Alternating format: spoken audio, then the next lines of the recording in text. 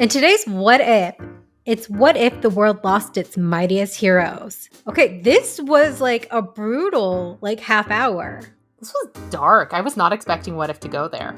I was like, this is a murder mystery party like Marvel style, really. Just murders everywhere. I mean, we'll get to it when we get to it, but did you expect it to be who it was in the end? No, I thought it was Loki. Me too, because of the intro Magic. once again showing the cast maybe Yeah. before they should, and I thought it was Loki. But yeah. Yeah, no, I was like, oh, Loki's got his magic. He's invisible somewhere doing his mischievous Loki murder things. Okay, let's just go into it. Murder everywhere. Phase 1, full of murder. So yeah, phase 1, Iron Man 2, Thor, and Captain America, ending of Captain America. We're in that time. Because if you didn't know, Iron Man 2 happens at the same time as Thor. Because we see Coulson going off being like, oh, something's going on in New Mexico. Bye. So the first thing we start off with is like Tony Stark gets murdered when Natasha inserts like supposedly the antidote, but really it was something else. Everybody immediately assumes she did it because it looks like she did it. She's like, I didn't like him, but like I did kill him. Natasha was like a lot funnier and quippier than usual. I think it comes down to the writing, honestly. Like by the time we get to her in later MCU, other people are like, there's just so much there that it was hard to make her quippier. Yeah. But when they're not beholden to trying to further a bunch of movies, they can make her sassier, you know? Yeah. And she's played by Lake Bell this time around, which I feel like it's kind of weird to have like a well-known voice actress play Scarlett Johansson, who's a well-known actress. Yeah, I feel like, was it you who was saying that the actors that carry over are the ones that are still under contract with Marvel? Yeah, and then the ones That's what I assumed. That's what it's starting to look like. Yeah, but like they still get some other people who I guess just are around. But yeah, like Jeremy Renner's back, Samuel L. Jackson. Clark Gregg is back. Tom Hiddleston. Mark Ruffalo. Yes. So those who are possibly still going to be in the Marvel universe or just, don't mind hanging out in their closet and just saying a couple lines. So Tony Stark gets killed. Yes. They want to figure out what's happening. But meanwhile, a hammer just landed in New Mexico. Dun, dun, dun. There's so many dun-dun-duns. Honestly, it's a nonstop dun-dun-dun. Yeah. So we go to the scene in Thor, which I had just rewatched, and I was like, oh yeah, I forgot Hawkeye's here. And literally all he does is like, I'm going to aim my arrow at this dude. That's it. So he, it's playing out like it does in Thor, stand down, Barton, whatever. Then the arrow flies anyway, and Thor is immediately killed. Yeah, because remember, he's powered down at this point. Yeah. Odin took all his powers at the beginning of Thor because he was being a little douchebag. And also, like, I love how, like, Phil and Barton are both like, he has really good hair. Well, yeah, he's glorious. And I just can't get over some of the descriptions of Thor. I mean, he is called, like, a pirate baby angel by The Guardians. Yes. But this one, Fury calls him a Chippendale dancer. Accurate. I hadn't actually thought of it till he said it, and I'm like, yeah. Phil says his corpse smells like lavender. Okay, they kept sniffing it, and I'm like, is that a clue? Is Loki gonna come and smell like lavender, and that means Loki is the murderer? Like, that's what I thought. Yeah. So, yeah, Clint's all messed up because he's like, I don't slip up. So they put him in a holding, and Fury goes to check on him, and he dead. Which, like, you know how we feel about Clint Barton here, so. Yeah. But then, like, Fury has to remind us that, like, he has a wife and kids. I was like, oh, yeah. Making me feel something. Still not feeling much. Yeah. So Natasha goes to Betty, who is Bruce's ex-girlfriend, which is interesting since Natasha and Bruce had a little thing. I feel like in this continuity, Betty and Bruce still have something going on. Can I just say, it was very strange when we went to the university to see Betty, because the university they shot those scenes at is the school I went to. So seeing the university rendered in What If was very funny. So you went to Culver, which is what is in this universe. Yeah. And that's also where Jane teaches, and also Darcy's a student at. So I guess you got some interesting alums.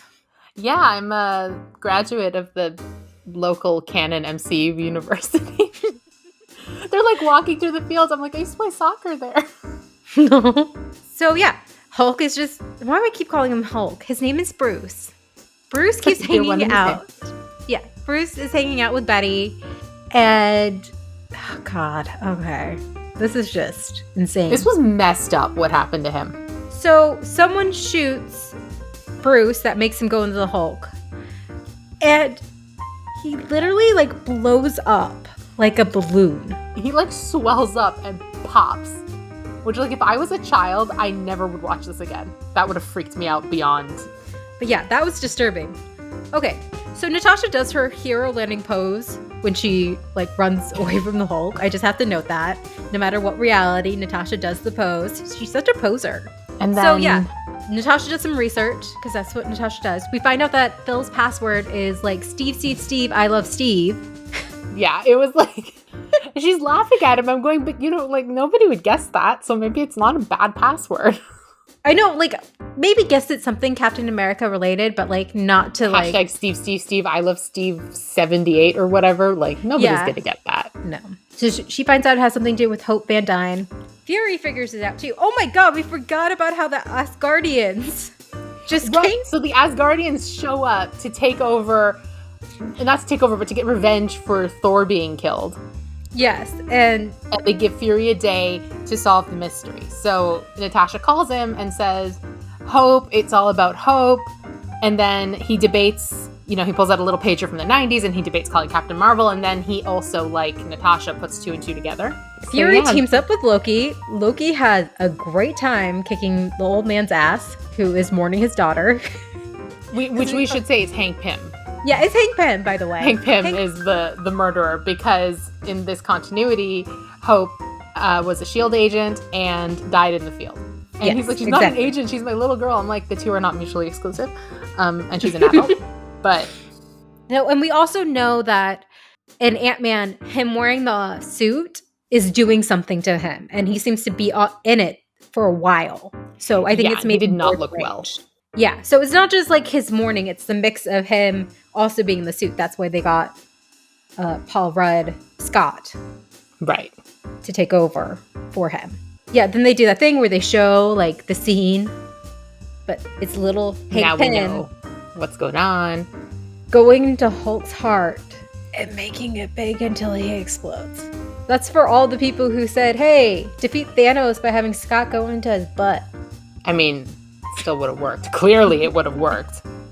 Yeah, it worked really well. Like, Hulk is supposedly immortal. Like, he's tried to kill himself and it did not work. I don't think it's immortal. It's that like normal weapons can't kill him. Yeah. He's indestructible kind of thing. Yeah. Yeah. Because like we see like people shooting at him and nothing happening. Just one interesting thing our friend Norhall sent me was the fact that in this timeline, Hope was killed by Bucky, aka the Winter Soldier. How? Okay, so Fury says Agent Hope Van Dyne was killed on a mission outside Odessa, Ukraine. And in the older movie, Natasha says she got the scar, and like the first time like she saw the Winter, or one of her encounters with the Winter Soldier was near Odessa. So did like Hope go on a mission that Natasha was supposed to go on? And Natasha being like a super Black Widow was able to live through it. But Hope couldn't. The episode really is, what if Hope joined S.H.I.E.L.D.? And it changes everything. The world's going to get heroes anyway, but Hope joining S.H.I.E.L.D. changes that. And I actually like that they put the what if outside the episode. I made it part of the mystery. That was really cool. Yes. So yeah, that's the main difference in this timeline, I feel like, is Hope became an agent and the dominoes fell. Oh my God. My mind is blown. I know. That's so amazing. I did not get that. Oh, I love when they do things like this. MCU, Marvel, just... Well done. Well done. We're just applauding. We're silently applauding you. Thursday, Loki's like, oh, I think I'm going to stay on Midgard for a little bit longer. Next day. He has taken over the world. He is at the UN. Like, you are all under my rule. And the world has ended all its conflict, which, like, okay, not likely, but okay. And yeah, sure. 12 hours, Loki, sure. And Nick Fury is putting a team together, but with our original team gone. I loved this moment at the end. Captain Marvel is there. Yes, and frozen Captain America. And I just have in my notes, I'm like, oh, Loki's gonna get his butt kicked by Captain Marvel. I want to see that. This is my disappointment overall, is like, I wish we got follow-ups to these. Yeah. You know what I mean? Like, I don't know if season 2 is going to be picking up each of these episodes after, but... Yeah, because I would love to see the Captains, America and Marvel, just, tag teaming, beating the crap out of Loki. So here's hoping for season 2. Yes. Okay, one thing. Why is Loki still wanting to rule Midgard, aka Earth, when he has Asgard now? Because Odin's still in sleep. His brother is gone. He wants all of it? Okay. It just feels like... He never had the perspective. He never had the, chance to try to rule one world and realize it's not all it was cracked up to be and kind of gain that perspective for humanity and other lives. He just got Asgard. And now he got Midgard. He has... There's nothing in the way to stop him. So there's nothing to make him think that this is enough. Yeah. You know what I mean? Just wait till Odin wakes up, if he ever wakes up. Odin's gonna be mad. Oh my god, him and Frigga, coming back to take their boy and being like, Loki, you're grounded. Pulling him by the ear and sending him to his room. That would be amazing. Okay. Yeah, so overall, this was super entertaining. It was so funny, even though, so much murder. It was weirdly, dark comedy. It was dark and it was funny. Yeah. Yeah, so what did you think of this episode? Did you guess who it was beforehand? What do you think we're getting next week? Yeah, so what do you think we're getting next week? Have a marvelous day.